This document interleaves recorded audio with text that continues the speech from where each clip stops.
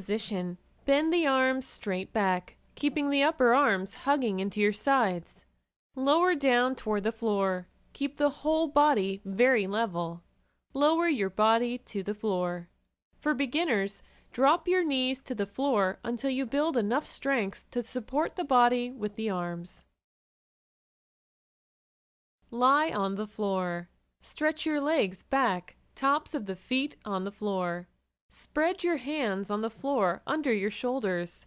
Hug the elbows into your body. Inhale and begin to straighten the arms to lift the chest off the floor, going only to a comfortable height.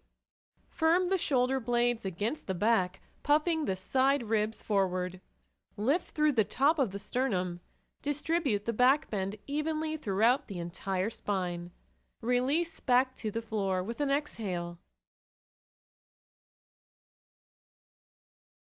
Link the movements downward dog, high plank, chaturunga, and cobra together in a flowing movement.